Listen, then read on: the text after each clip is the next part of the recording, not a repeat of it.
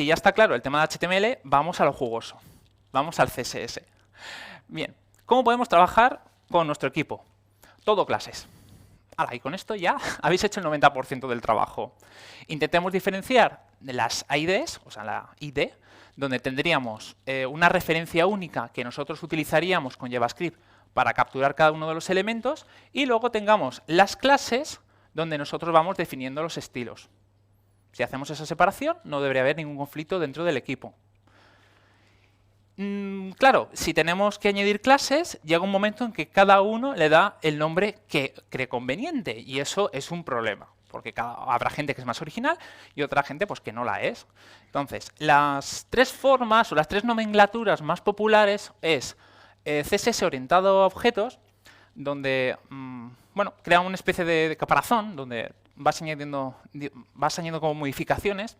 Luego tenemos Smash, se pronuncia así, lo he leído en la documentación, Smash, que lo que hace es justamente todo lo contrario, intenta que todo sea homogéneo, que no exista barreras. Y luego tenemos el famoso BEM, que por cierto está desarrollado por el equipo de Yandex, donde intenta separar todo en bloques, elementos y modificadores. De hecho, tiene muy pocas reglas. Por cierto, si queréis escanear ya el QR es el momento, donde tengo una explicación un poco más larga de BEM. La clave está en que tú tienes, por un lado, bloques, que sería el componente o la estructura, que es única. Tienes, por otro lado, lo que serían los elementos, que son las cosas que están dentro de ese bloque, de ese componente. Luego, la forma de nombrar un bloque respecto a su elemento sería con dos guiones bajos, y entre un elemento y su modificador irían dos guiones simples. Yo creo que esto se ve mejor con un ejemplo. Entonces, aquí tenemos dos bloques. Uno que es cesta, ¿vale? Que dentro va a tener diferentes bloques con elementos, con items. Y dentro del, bueno, he dejado solamente uno, tengo el bloque de item, el elemento dentro.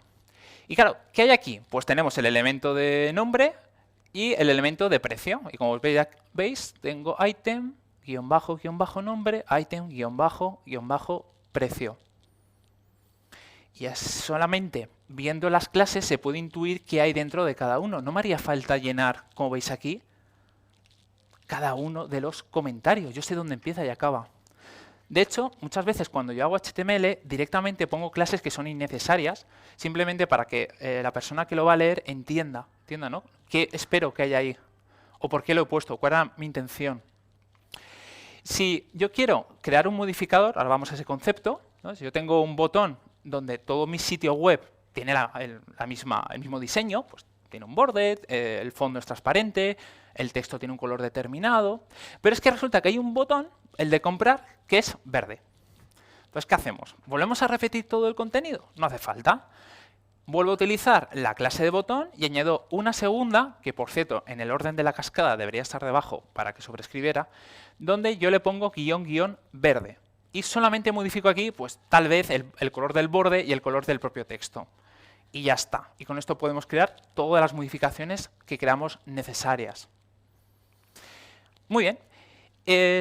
Y además es muy cómodo hacerlo, pero si utilizamos un metalenguaje como puede ser SAS, será aún mejor. ¿Quién de aquí utiliza SAS en su día a día? Uy, qué pocas manos. ¿Y quién utiliza solamente CSS? Tenéis que aprender ya. O sea, cuando salgáis de aquí, iros a SAS, por favor. Tiene cosas muy interesantes. Por ejemplo, podemos importar otros elementos, ¿no? Desde el propio fichero. Y me diréis, pero eso ya se puede hacer. Yo ya puedo en CSS normal importar.